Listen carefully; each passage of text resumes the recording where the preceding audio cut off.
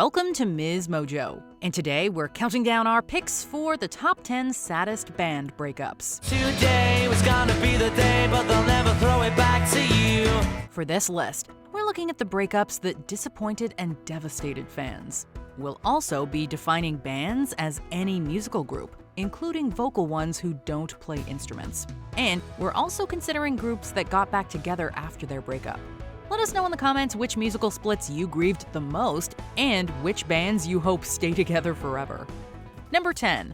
NSYNC. Unlike their pitch-perfect harmonies, our first group's working relationships seem to have hit some wrong notes. When NSYNC went on hiatus at the peak of their success in 2002, most of the group thought it was to rest between albums and let Justin Timberlake record his solo music. Doesn't matter. The car I drive or the ice around my neck. All that matters is that you recognize that it's just about respect. The group was still waiting to make another album as a quintet, not knowing that they were done permanently and that Timberlake had quietly moved on to greener pastures. He later dissed some of his bandmates without naming names, claiming that he, quote, cared about the music more than some of them. Just tell me why every little thing I do never seems enough for you. Although they've reunited for special occasions, we've long since said bye-bye-bye to the idea of another NSYNC album. Number 9. The Smashing Pumpkins. Cool kids never have the time.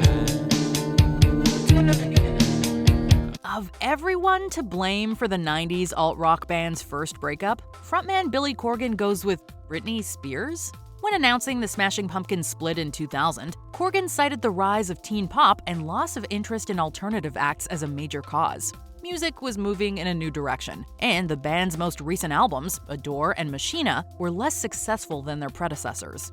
In reality, the bubblegum boom was far from the only reason for the Smashing Pumpkins breakup. They could barely hold together a lineup, with members like drummer Jimmy Chamberlin and bassist Darcy Retzky facing addiction issues. Why is this the last performance? Why are you guys breaking up? Comedy doesn't pay, Jay. Although Corgan later reunited the band, all attempts to include Retzky have gotten ugly and fallen through. I thought what Jimmy Chamberlin said about it was very well put. He said, now that we've seen how it all went, it was never going to work. Number 8. Oasis. From F-bombs to fistfights, the bickering Britpop brothers have provided plenty of chaotic moments over the years. By now, you should have somehow realized what you gotta do. Things reached a boiling point in 2009 when Liam Gallagher canceled an Oasis gig due to laryngitis and sued his brother Noel, who claimed the true cause was a hangover. Later that week, Noel quit the group and said he, quote, simply could not go on working with Liam a day longer. Please don't put your life in the hands of a rock and roll band. We'll throw it all away. The remaining members of Oasis, including Liam, formed a group called BDI, while Noel started his own project. Not only do Oasis fans have to deal with the constant fighting, but the last album with both brothers, Dig Out Your Soul, was released all the way back in 2008. There's a time machine upon the silver screen. Number 7. The White Stripes. And a message coming from my eyes says leave it alone.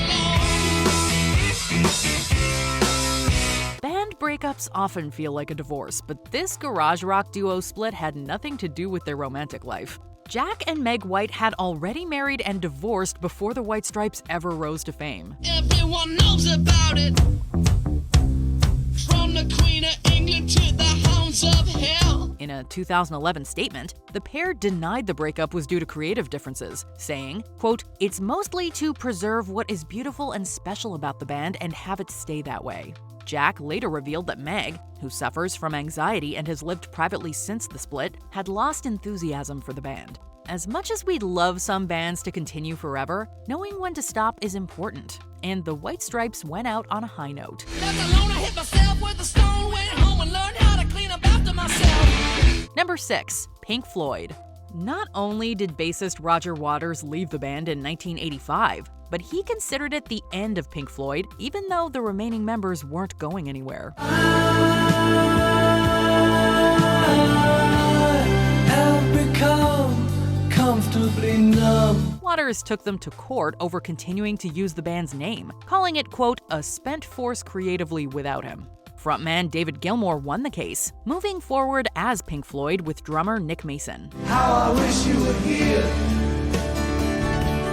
We just two lost souls swimming in a fishbowl. Waters and Gilmour eventually made up for their successful reunion concert in 2005, even sharing a viral group hug, but it didn't last forever.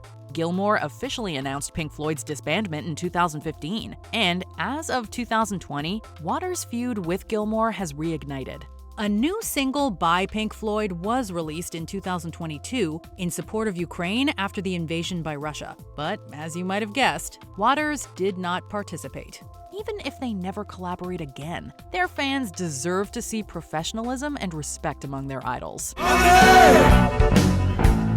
It's a crime. Number 5. One Direction. Baby, you light up my world like nobody else. The way that you flip your hair gets me overwhelmed. If you were a teenager in 2015, you might remember exactly where you were when you heard that Zayn was leaving 1D. While he initially claimed to want a private life, it wouldn't be long before he teased solo music. Yeah, reckless behavior. A place that is so pure, so dirty and raw. One Direction wished him well and continued as a quartet, but soon released their final album, Made in the AM. In his first interview since quitting, Zayn called their music generic and said that he couldn't be himself. Though each member then launched onto solo careers, to varying degrees of success, in 2022, Liam Payne inexplicably aired his grievances on Logan Paul's podcast, hinting at near confrontations backstage. There was an argument backstage, and one member in particular threw me up a wall. So I said to him, if you don't remove those hands, there's a high likelihood you'll never use them again. While members like Harry Styles would rather eat a bug than speak ill of others, this proved that a reunion with all 5 members is unlikely. Number 4. Destiny's Child. This R&B trio became independent women much sooner than we would have liked. After losing 3 members, Destiny's Child had finally assembled their best-known lineup: Beyoncé, Kelly Rowland, and Michelle Williams.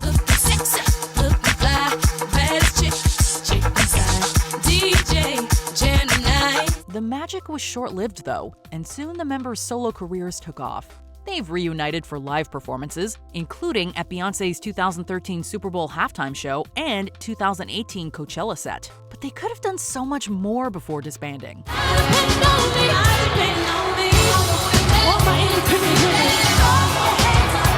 Their last album, 2004's Destiny Fulfilled, marked the first time all members received lead vocals and songwriting credits. And it would have been exciting to watch them progress as a group. On the bright side, they have had amazing solo careers and are still good friends today. I don't think you're ready for this. My body too delicious for your back. I don't think you're ready for this. Hey. Number 3. r.e.m. It's the end of the band as we know it, and we're not fine. Everybody hurts. Thankfully, there was no big fight or tragedy that led to the dissolution of r.e.m. in 2011. After over 30 years together, the 3-piece band was simply ready to call it quits and move on from the music industry. Lead singer Michael Stipe revealed that they thought about breaking up even earlier after their 2004 album Around the Sun underperformed, but they stuck around longer to redeem themselves. The day comes tonight. I will make it through the night. While their decision is refreshing compared to all the bands who continued well past their prime, fans have missed out on seeing r.e.m. evolve throughout their 4th decade in the game. Cavalier, renegade, steering clear, a tournament of lies. Offer me solutions, offer me alternatives, and I decline. Number 2. Eagles. These 70s soft rockers certainly took it to the limit. Now, you have to understand that we'd been on the road for like a year and a half, nonstop, lot of using tension. everything you could put in your body at the time.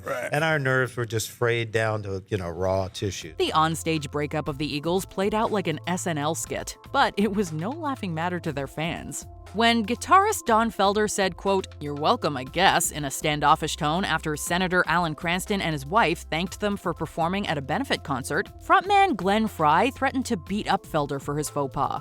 Their conflict escalated between each song, with both members going back and forth about what they do to the other after their set list. I think he said something like, "When we get off this stage, I'm gonna." Well, Simzik has audio of it, which is amazing about the documentary. Where he's saying, "I 3 more songs, man. I can't wait a minute again." And you're saying stuff back to him. Yeah. And so he says, "I want to fight you. When we're done with this concert, I'm going to punch you." While the physical portion of the fight never happened, the damage was done, and the Eagles blindsided their fans with a 14-year hiatus immediately after the performance. Program to receive.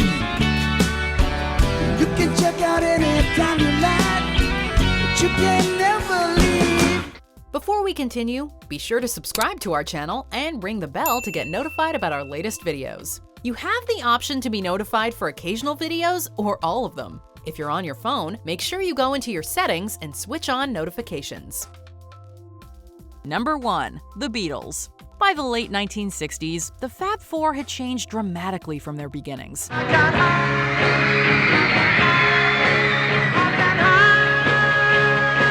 Each Beatle used their famous White Album to explore new styles of music, with Rolling Stone calling it, quote, 4 solo albums under one roof.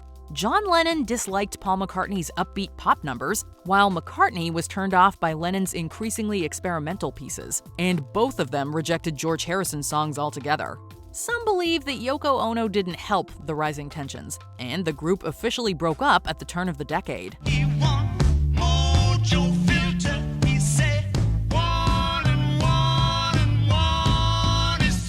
The 1970s saw many failed reunion attempts, but after the 1980 murder of John Lennon and George Harrison's death from lung cancer in 2001, all 4 Beatles will sadly never come together again.